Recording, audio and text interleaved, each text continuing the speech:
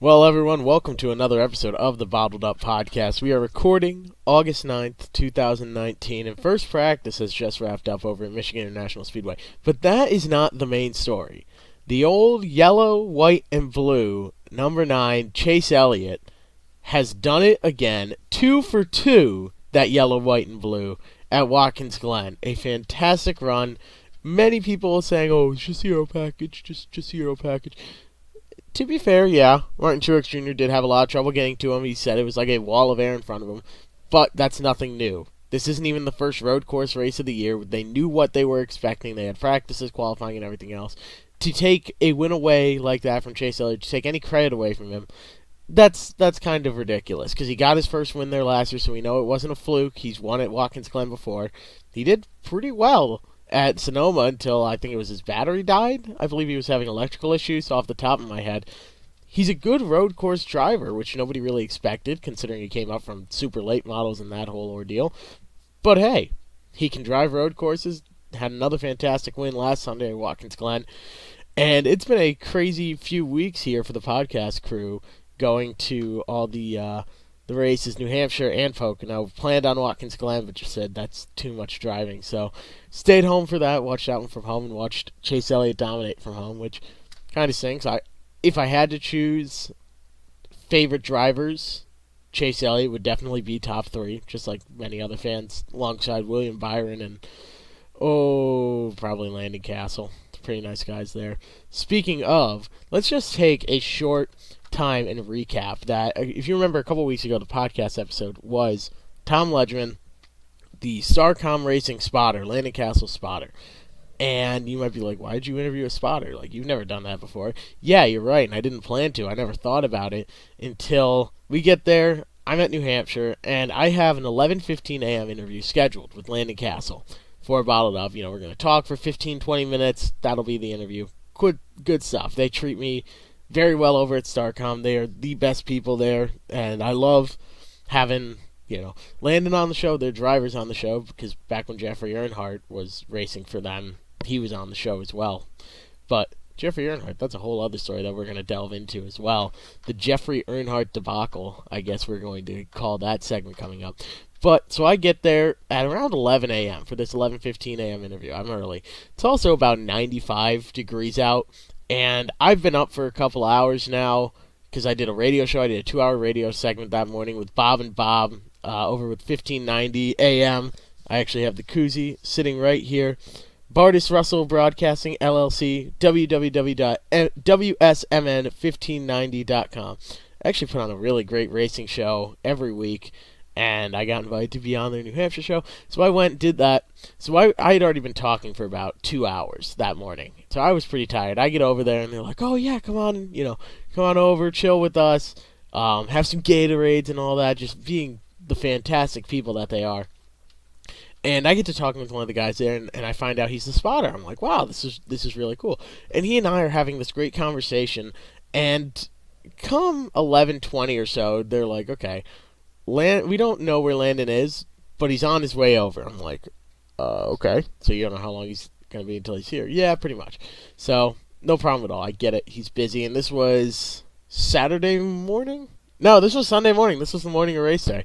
So I go to Tom, the spotter. I say, hey, do you mind if I record this conversation? He goes, yeah, sure, as long as I'm not going to get in any trouble for it. I go, well, don't say anything you're going to get in trouble for then. And that was one of my favorite episodes to record of this podcast, truly, because he is just such an interesting guy. Worked his way up from being a fuelman, and then one day they needed a spotter. Another team needed a spotter, and they said, here's a headset, go up there on top. He goes, I've never done anything like this before. Well, don't say anything to make the driver worried. Just tell him where the other cars are.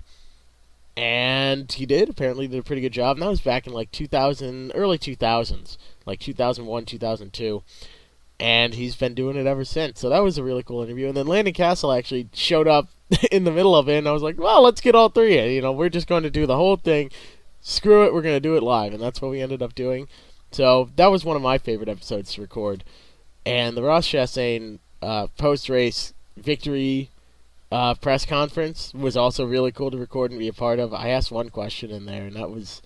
It's always interesting. When I'm in the media center, I don't like to ask questions because either I don't want to bring them off topic from what they're already talking about, so I usually have to wait until it's like a good time to ask something if I have one, or they're always in a rush because they're like, NASCAR drivers are like always somewhere to go, right? Like always on the move. So that was cool. Speaking of Pocono, that was I went there, and the back of my head, I'm like, okay, this is going to be really cool. Anthony Alfredo's going to be racing it. I can finally go to a race that he's going to be racing at, and like we're going to meet up in person and talk. And we had talked about this before. Anthony and I are, if you don't know, if you're new to the podcast, he and I are great friends personally. Like I met him, gosh, it's well over a year ago, probably May of last year, maybe June. And we never got the chance to talk in person. We met online through Instagram. Back when he was racing K&N, before he announced anything with the trucks, he was just a K&N driver. I say just a K&N driver, but he and I got to talking. Really cool guy. And so finally I was like, okay, it's been over a year. We're finally going to meet in person. I've been his iRacing spotter for who knows how long. And he's like, dude, this is going to be awesome. And we actually planned to meet up after the race and hang out then. And, you know, we're going to, like, hang out in the hauler and just chill and pretty much just hang around for a couple hours until he had to go. Not even lap one. Turn one of lap one. Stuart Friesen loses the car. Anthony is in the outside lane. He has nowhere to go but to go high. 4 trucks try to pass Friesen, the spinning Friesen on the outside. The first 3 make it in. The 4th truck, Anthony, got hit into the wall by Friesen. He went right to the airport after that. They just were like, get out of here, you know. So they took him to the airport because the hauler had already left and everything. So that was unfortunate. But I did get to talk to him during the driver introductions. I happened to be standing near I went over to like the far end of the stage where the drivers walk off. And I went to the security guard and I'm like, listen, when Anthony comes down, I'm going to say something to him. I don't want you to think I'm, like, harassing him, but I'm going to say something to him because I know him personally. And the guy's like, okay, yeah, sure. And I go, do you mind if I do it? He goes, all right, yeah, we'll see what happens. Pretty much, like, I don't believe you, but I'm willing to see this because it's like a truck race and you're not going. He was like a club bouncer. Like, he was a big guy who easily could have taken me down. So, and I'm 6 feet tall. Like, I'm a pretty big guy, and he easily could have decked me. So he was like, yeah, we'll see what happens. So Anthony walks down, I go, hey, Anthony. And a couple fans look over, they're like, is this guy talking to one of the drivers? And Anthony looks over the guard, he's like looking at me, giving me the side eye. And Anthony goes, Jeff, hey, you made it. Because I didn't tell him I was going to be down there for the pre-race. He goes, Jeff, you made it. So we go over, you know, give the guy a hug. I'm like, dude, it's so awesome to see you. And I go, all right, man, I said something like, go show him how it's done out there. And then turn 1, he wrecked, and I was like, oh my god. But Christian Eckes, another regular on the show, another personal friend, he did well in the race. He finished 4th there at Pocono, which was really impressive after winning the ARCA race as well. So he was having a great weekend. I got to talk to him after the race, and you would know this if you listened to the Bottled Up special double feature and Christian was on the show. I posted that one as soon as I recorded it. It was like, we only got to talk for like 5 minutes with it being recorded, and the other, you know, we talked for a little while after, but he was in a rush to get out because that team always wants to leave early on a tight schedule. NASCAR drivers are always on the move. So, but that was really cool. So I'm glad I got to go to those races. I'm going to Indianapolis as well, and I don't have any other races scheduled that I'm going to. But we'll see what happens. I don't know. Maybe I'll be lucky and make my way down to Homestead or something. That would be very cool, but that's also quite a trip, so probably not. We'll see. The second part of the show is going to be the Jeffery Earnhardt debacle. So, we're just going to start this story from the beginning. Jeffery Earnhardt has been driving in the Cup for just, you know, small teams, pretty much start and park rides. Like, he goes out, runs, they're not going to finish top 30 even, so they just go out, race for a little while, collect the money, and then go home. That's just what they do. That's the nature of the beast. That's the game they play. And totally fine. Those drivers, it's a good training experience to drive a Cup car. And so after that, he actually went and drove for StarCom for the first couple races of the 2018 season. The first time StarCom had a charter, and before they had Landon Castle in the car and everything.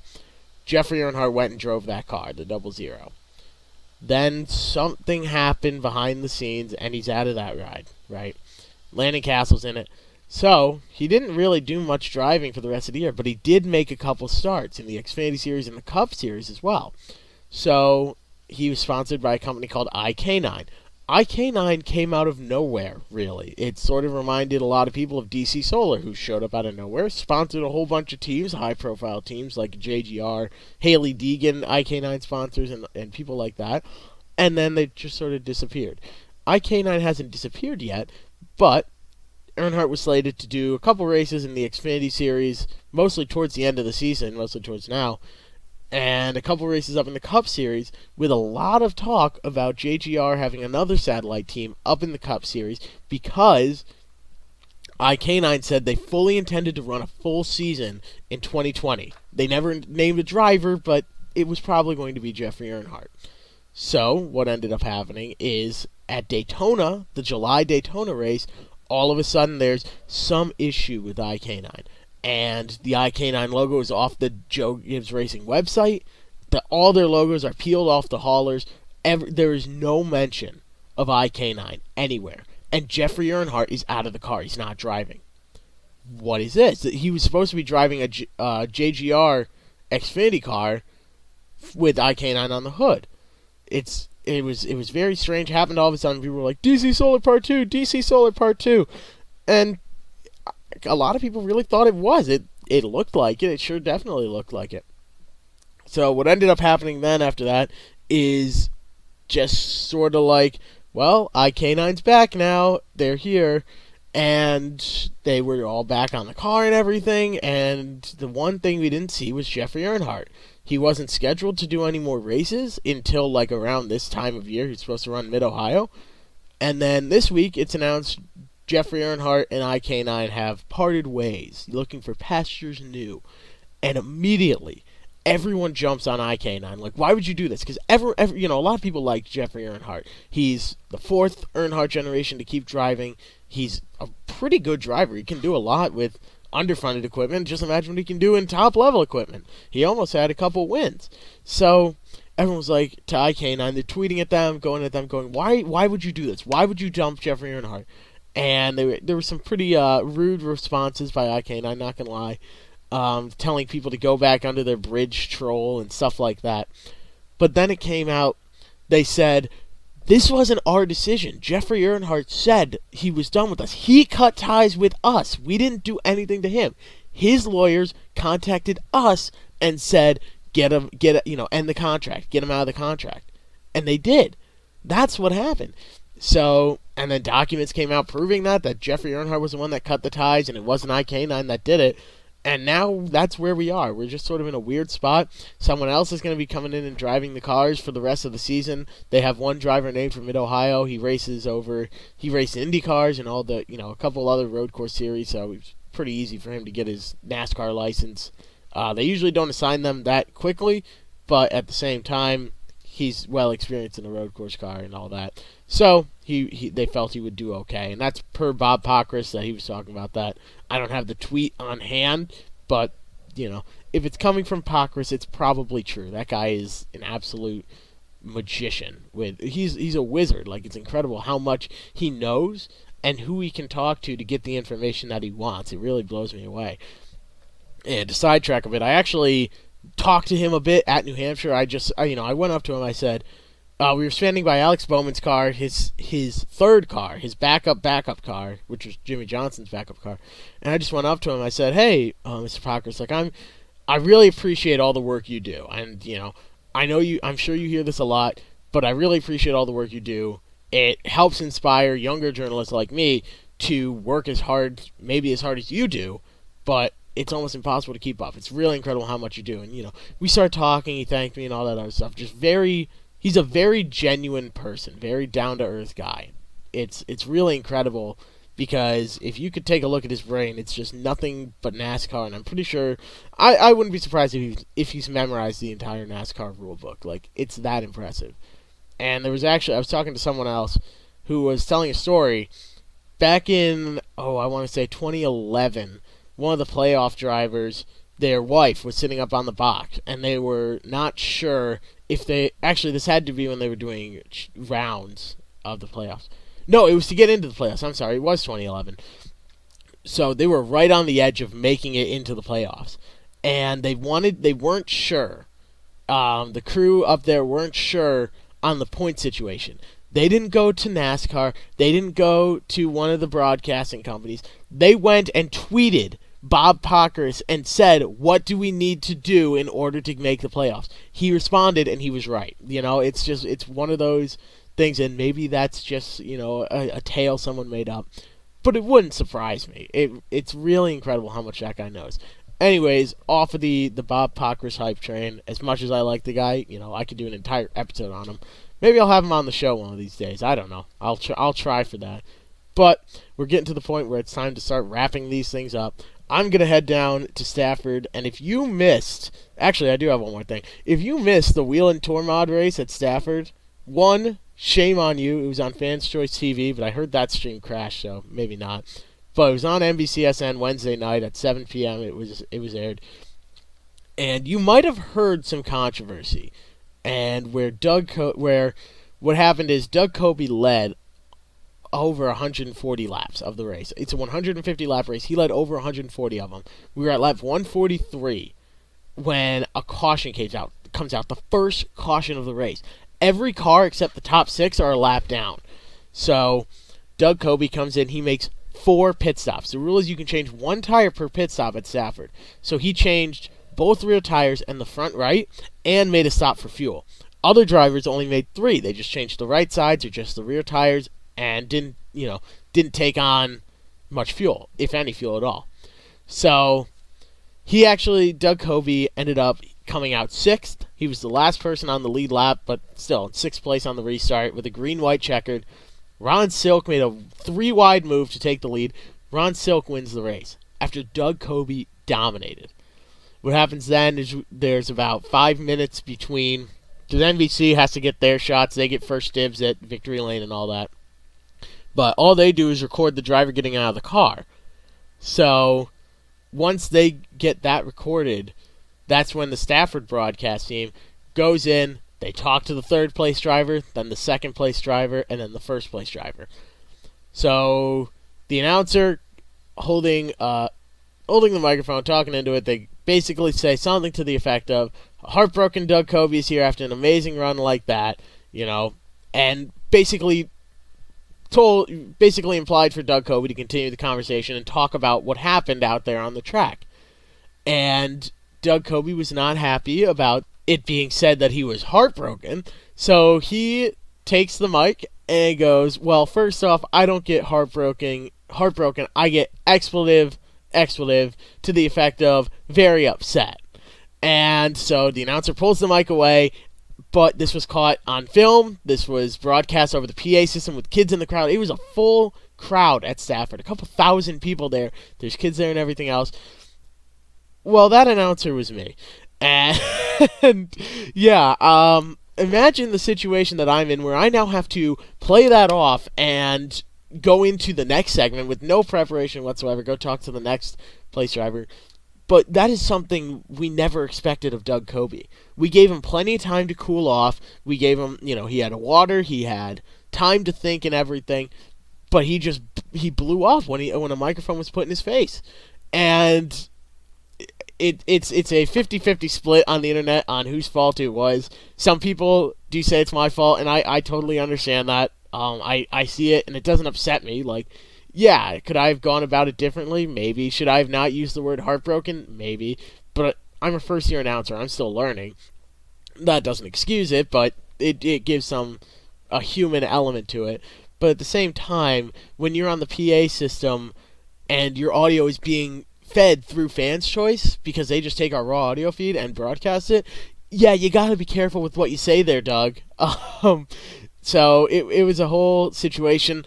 I went up to Doug afterwards, and I apologized to him. I said, "Hey, I'm sorry for cutting you off, but when that happens, I don't have a choice. I have a headset on, and they are yelling in my ear, as soon as something goes wrong, pull the mic." And that's what we're trained to do. We had another driver at the track start swearing over the PA. I pulled the mic on him. We had someone going after someone's sponsors. I pulled the mic on him. It's not, it's not uncommon per se to pull the mic from someone, but for someone as high profile as Doug Coby, yeah, it was a first. But that whole situation is over.